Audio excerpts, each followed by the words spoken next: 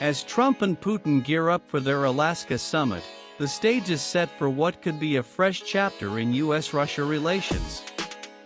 The high-profile meeting is scheduled to take place at Elmendorf Air Force Base. U.S. President Donald Trump is poised to hold a face-to-face summit with Russian President Vladimir Putin in Alaska on Friday. Experts believe that the meeting could reshape the course of the war in Ukraine and redefine the future of European security.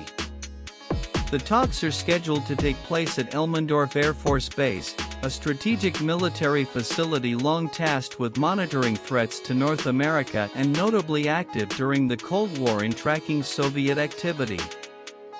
The selection of Alaska, once part of the Russian Empire before it sailed to the United States in 1867, adds symbolic weight to the event as it will bring the two leaders together on land that carries deep historic resources. What makes the summit even more remarkable is Putin's presence on American soil despite being under indictment by the International Criminal Court (ICC). This will mark the first time he has set foot in a Western nation since Russia launched its invasion of Ukraine in February 2022. As the much-anticipated meeting is set to take place in Alaska, many are pausing to reflect on the extraordinary historical irony of this high-stakes diplomacy and at a place that once belonged to Russia.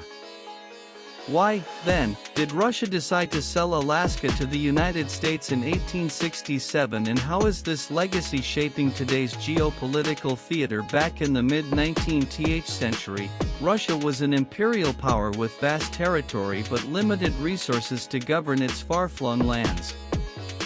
Alaska, a remote, icy wilderness over 7,000 kilometers from St. Petersburg, was seen as strategically vulnerable.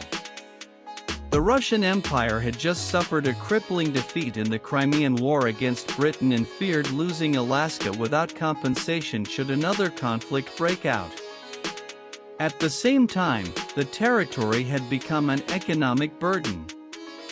The once profitable fur trade was declining and there were no obvious natural riches. Gold and oil would only be discovered decades later. Russia's leaders concluded that selling the territory made more sense than trying to defend or develop it. Meanwhile, America was rapidly expanding westward under the doctrine of manifest destiny. The then U.S. Secretary of State William H. Seward was a fierce advocate for purchasing Alaska, envisioning its potential as a gateway to the Pacific. In 1867, the United States agreed to buy the territory for $7.2 million, about 2 cents an acre, in what critics derided as Seward's folly. Yet history proved him right. Gold, oil, and natural gas transformed Alaska into a strategic and economic powerhouse. During the Cold War, it became a frontline listening post between the U.S. and the Soviet Union, with only the Bering Strait separating them by 55 miles at their closest point. Today, that Cold War chessboard is once again in focus as Donald Trump and Vladimir Putin prepare to meet in Alaska. While full details of the agenda remain under wraps, officials on both sides hint that security in the Arctic, the Russia-Ukraine war, trade ties, and nuclear arms agreements are likely to dominate the conversation. The choice of venue is no coincidence. Strategists say hosting the talks in Alaska is a symbolic message. America is welcoming Russia to a land it once owned, signaling openness to dialogue while reinforcing U.S. control over this critical region. For Putin, a summit with Trump offers a long-sought opportunity to try to negotiate a deal that would cement Russia's gains, block Kiev's bid to join the NATO military alliance, and eventually pull Ukraine back into Moscow.